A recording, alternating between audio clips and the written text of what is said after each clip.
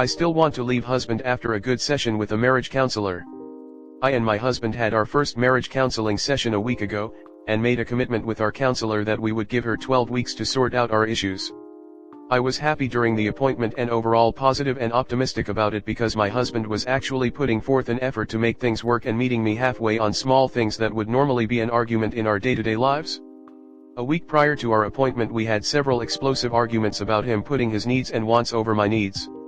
When I threatened divorce we ended up agreeing on trialing marriage counseling, and he spent the days leading up to our appointment being extremely helpful, caring and engaged in our relationship.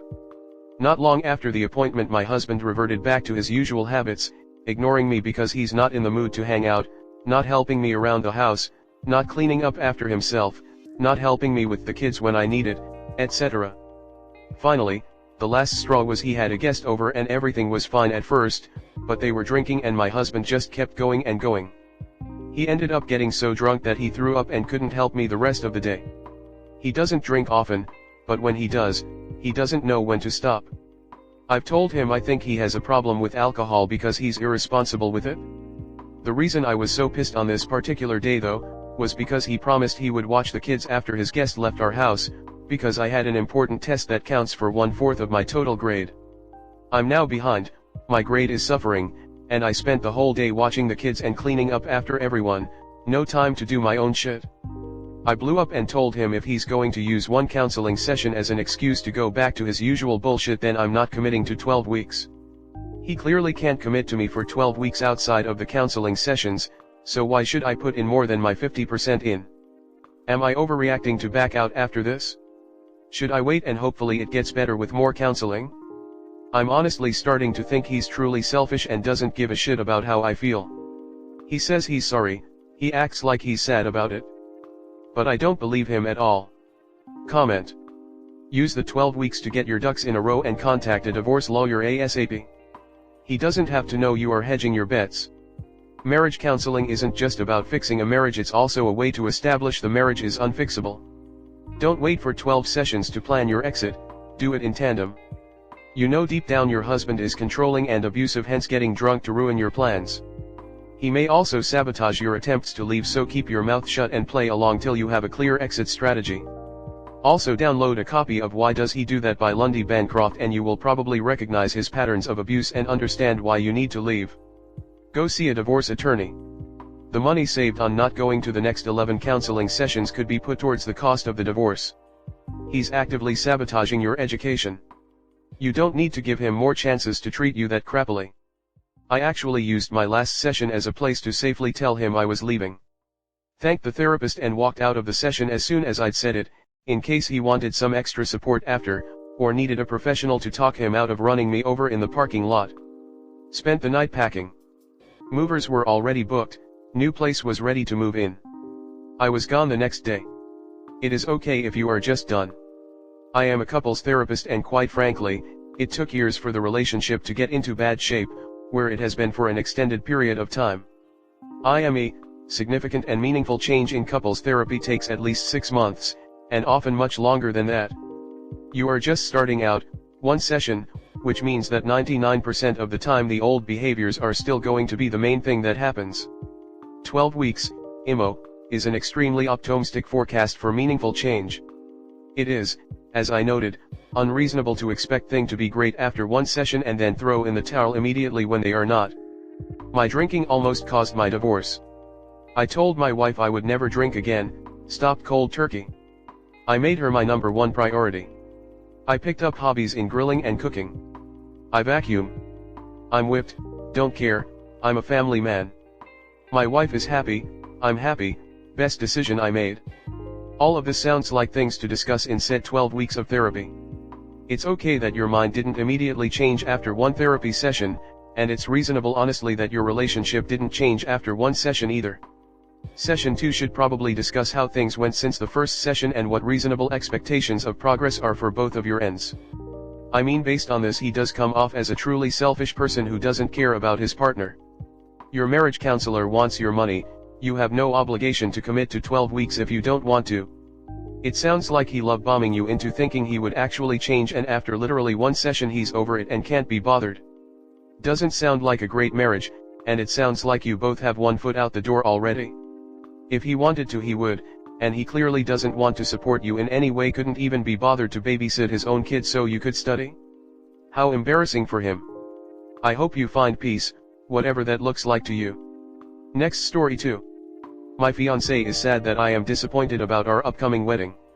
I am getting married to my fiancé M on November 9th of this year, which will be 2 years exactly of us being together. At first, M and I were over the moon about being engaged and just getting ready for the start of a new chapter. Originally, we had it in our minds that we would have a bunch of friends and family there for our wedding. However, after doing the math, we realized that we are too broke to even invite our closest friends and even some of our closest relatives. I have to start paying off student loans in 6 months and he has to finish up his bachelor's next year. Therefore, while we are not paying off debt, we decided to have a very, very small backyard wedding with only the pastor, photographer, and immediate family. It's not the small wedding that I am disappointed about. It's the fact that most of the people that I really care about, besides my fiancé, will not even get to be there. The person who was supposed to walk me down the aisle, my father figure, won't even be able to make it to the wedding because he'll be out of town. I already lost my dad to COVID back in 2020 and feel like I was robbed of having that special father-daughter moment with him. Now, I feel like I am losing it all over again. M is my best friend and has been so supportive of me while I have been bawling my eyes out. However, he feels like it's his fault and is sad that I'm not having the wedding that I dreamed of. I try to keep telling him that it's not his fault and that life is just sucky at times. Sometimes I don't feel like a bride and I get really discouraged, but I don't want to keep making M feel sad. How can I not feel so disappointed about the wedding and try to at least help M see that it's not his fault? Comment. Why can't your friends show up to your backyard wedding?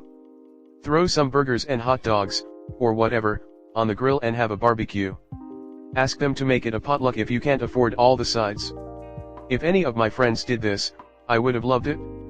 Or go to City Hall and get married, 2 witnesses each, your mom and your father figure, and your partner's parents, and have your party with everyone later when you can afford it.